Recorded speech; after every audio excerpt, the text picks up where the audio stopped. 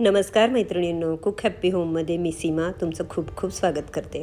मला असं वाटतं की हा अनारसेचा व्हिडिओ जवळजवळ 5वा ते 6वा आहे, म्हणजे मी जेव्हापासून चॅनल चालू केलं तेव्हापासून।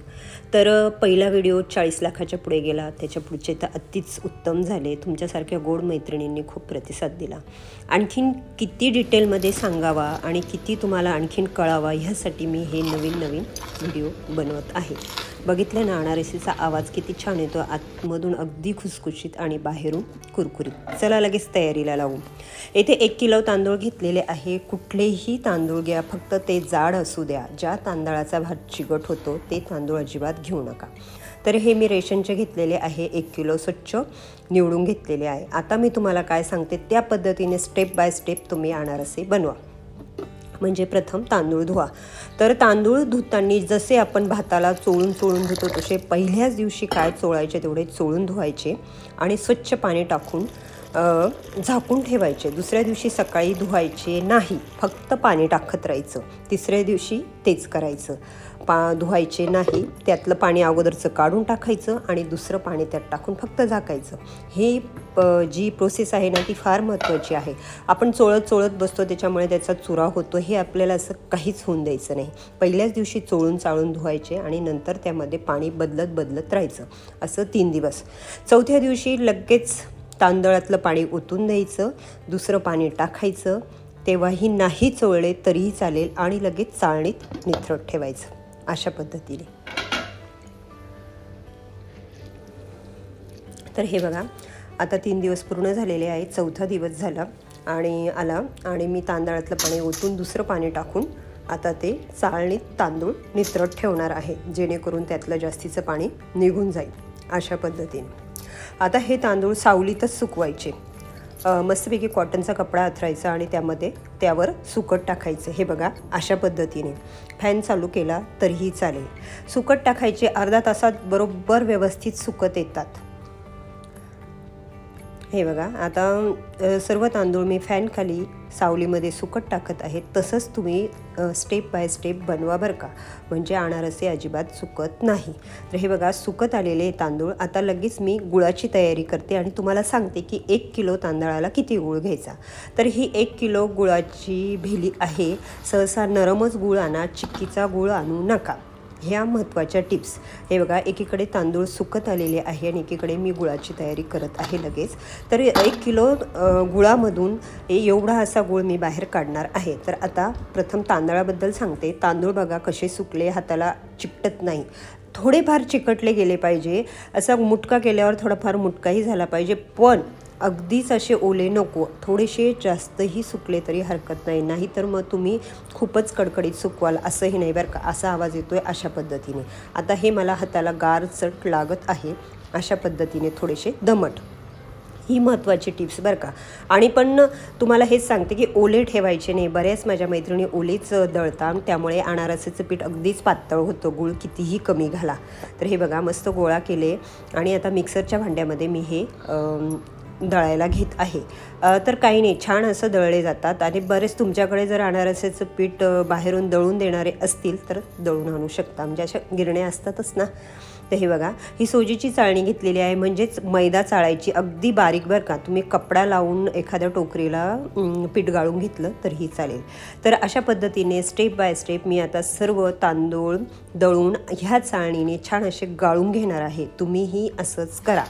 आणि गुळाची प्रोसेस तुम्हाला परत एकदा सांगते की गुळामधून मी थोडासा 1 किलो गुळामधून थोडासा खडा काढून ठेवलेला आहे। म्हणजे वजनी माप सांगायचं म्हटलं तर 750 ग्रॅम गूळ घ्या आणि बाकीचा बाजूला ठेवा। आता अर्थात माझ्याकडे असंच गोड खाता, तुम्ही थोडासा खडा जास्तीचा घेतला तरीही चालेल। तर हे बघा, अशा पद्धतीने आता आपलं सगळं काही पीठ दळायचं झालेलं आहे। ते तांदूळ जेव्हा आपण उरतात म्हणजे ते परत त्यात टाकायचे आणि दळून घ्यायचं। तर हे बघा, आता गुळही त्यात मी सर्व मिक्स करून घेतलेला। आता थोडा खडाच आहेत, काही हरकत नाही, आपल्याला असंही मिक्सरमध्ये ते छान असं परत एकदा दळून मिक्स करून घ्यायचं आहे। तर तुम्हीही अशाच पद्धतीने करा। तर हे बघा, आता मी तांदूळ दळले आहे, त्या तांदळाचं पीठ अगदी छान गारगार लागत आहे बरं का हाताला। तर तुम्हाला हेच सांगते, अतिही सुकवायचं नाही, जास्तीचं ओलं ठेवायचंच नाही. तर हे बघा मिक्सरमध्ये दळलं आहे, तर किती छान मिक्स झालेलं आहे. आता तुम्ही पण अशाच पद्धतीने सर्व करून घ्या. आता मी परत एकदा सर्व मिक्स करून आणि एकदा मिक्सरच्या भांड्यामध्ये भरून सगळं दळून घेते. तर सर्व काही दळायचं झालेलं आहे. आता त्यात थोडीशी वेलची पावडर आणि थोडी जायफळ पावडर टाकत आहे. तर तुमच्या आवडीनुसार तुम्हाला काय टाकायचं ते तुम्ही टाकू शकता. तर पुन्हा एकदा सांगते की सगळा गूळ मिक्स करून मिक्सरमध्ये दळून घ्या आणि सर्व एकत्र असं करा. आणि हे बघा असे लाडू बनवून डब्यामध्ये भरून ठेवा. तर आता किती दिवस ठेवायचे हा खूप महत्त्वाचा पॉईंट. तर मी इथे फक्त 4-5 दिवस सांगणार आहे. तुम्ही 8 दिवस ठेवा, 10 दिवस ठेवा आणि नंतर करायच्या वेळेस तुम्ही काढा. हे बघा कसा आवाज येतो आहे जेव्हा मी लाडू बनवते तेव्हा. छान असा मस्त आणि वासही खूप छान सुटलेला आहे जायफळ पावडर वेलची पावडर टाकल्यामुळे. बरोबर 11 गोळे झाले एवढे मोठे मोठे. आता मी ते पॅक डब्यात ठेवून देणार आहे. आता 4-5 दिवस झाले. आज डब्बा उघडते तुमच्यासमोर आणि बघा थोडासा कलर बदललेला आहे पिठाचा अशा पद्धतीने.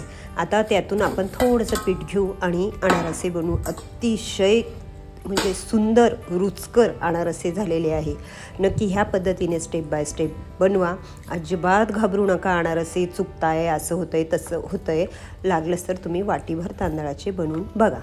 आता हे सर्व गोळे मी 2-3 घेतले आणि त्याचा भुगा करून घेतला. आता ते आतून खुसखुशीत होण्यासाठी आणि अगदी हाताला पीठ चिकटू नये म्हणून मी त्यात 2 चमचे गावरान तूप टाकलं. आणि आता तुम्ही जितकं पीठ घेतलं आहे तितक्या अंदाजाने थोडंसं दूध घ्या. दुधामध्ये आता केळी वगैरेचं मी कधी अनारसे बनवले नाही त्यामुळे मी त्याचं सांगू शकत नाही. तर थोडं दूध टाकून अगदीच हाताला दूध लावायचं आणि थोडं दूध टाकून तुम्ही अशा पद्धतीने पीठ मळून घ्या. तर पीठ मळताना हाताच्या गरमाईमुळे गूळ आणखीन वितळला जातो आणि त्या दुधाच्या थोड्याशा थेंबानेच ते छान असं एकजीव होतं. तर तुम्ही एकखटी दूध टाकू नका. परत एकदा सांगते, पीठ पातळ होईल. व्यवस्थित हाताने सर्व एकजीव करून घ्या आणि छोटे छोटे गोळे बनवा. लगेच अनारसे बनवायला अजिबात घाबरू नका. ह्याच पद्धतीने बनवा. आणि ह्या आधीचे माझे सर्व व्हिडिओ बघा. उपवासाच्या सुद्धा अनारसे आहेत ते सुद्धा बघा. तर हे बघा अशा पद्धतीने मी आता सर्व गोळे बनवून घेणार आहे. अगदी बघा हातावरच थापते तरी किती छान झाले आहे. त्यात थोडं आपण तूप टाकले की नाही मग ते हाताला पण जास्त चिकटत नाही. आणि छान असे गोळे आता बनवून घेऊ. खसखस परातीमध्ये पसरवून घेऊ.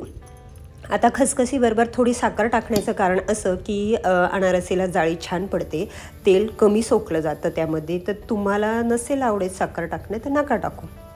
तर हे बघा तांदळाचा पदार्थ असला की तो तेल पिणारच, तेव्हा ते आपल्याला निथरल्याशिवाय डब्यात भरता येत नाही. आता बऱ्याच माझ्या मैत्रिणी म्हणतात की अनारसे खूप तेल पितात, पण आपण निथरट ठेवू शकतो ना. तर त्या जर तळताना कडक झाल्या तर आपण ते रात्रभर कपड्याखाली व्यवस्थित चांगल्या ठिकाणी म्हणजे पाली उंदरं वगैरे त्यांच्यापासून दूर झाकून ठेवू शकतो. त्या नरम होऊन राहतात. एवढं काही अवघड नाही. कडक पाहिजे असेल तर त्या थंड झाल्या की लगेच डब्यात भरा. हे बघा मस्त गोळे बनवून असे छान थापून घ्या. आणि तुम्हाला माहिती आहे का अधिक मासामध्ये मी शाही अनारसे बनवलेल्या आहे काजू बदाम लावून. त्याही खूप छान झाल्या. जावयाला देण्यासाठी मी बनवल्या होत्या. अति उत्तम झाल्या, सर्वांना आवडल्या आणि त्याची टेस्टही अतिशय रुचकर.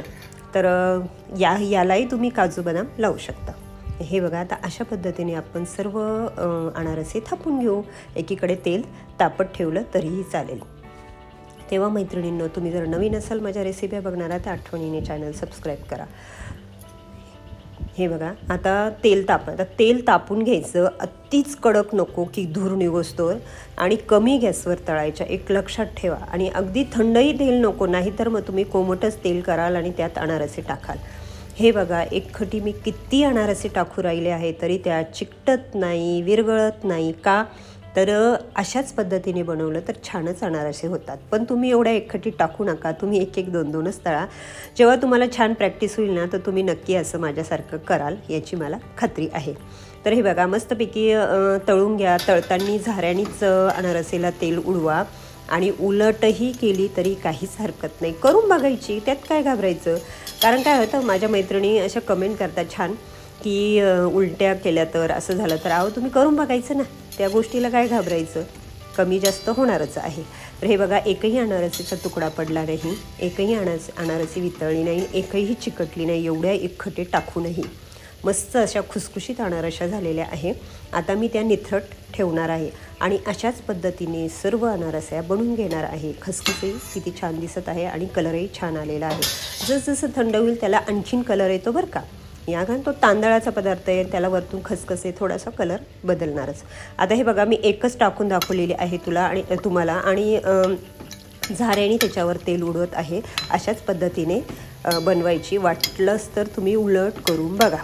तेव्हा मैत्रिणींनो, खूप मेहनत करून आम्ही हे सर्व व्हिडिओ बनवतो. मी सगळ्यांबद्दलच बोलते खरंच. तर तुम्हाला नक्कीच ही रेसिपी आवडेल आणि नक्कीच ह्या पद्धतीने तुम्ही बनवली तर खरंच छान होईल. तर आठवणीने चॅनल सबस्क्राईब करा, व्हिडिओ बघून छान अशी कमेंट करा. जरा लवकरच मी हा व्हिडिओ ह्या वर्षीचा दाखवत आहे. ह्या आधी 5-6 व्हिडिओ दाखवलेले आहेत, तेही बघा. ते तर तुम्हाला फार आवडतील. म्हणजे असं की मी मोठी पोळी लाटून छान असं ग्लासनी गोल आकार देऊन नंतरून त्यावर खसखस लावलेली आहे. तो पण व्हिडिओ माझ्या लाडक्या मैत्रिणींना खूप आवडला. हे बघा, अशा पद्धतीने आता सर्व अनारसे मी काढून तळून घेत आहे आणि तुम्हाला परत एकदा सांगते की त्या जसजसं थंड होईल तसतसं आणखीन त्याला कलर येईल.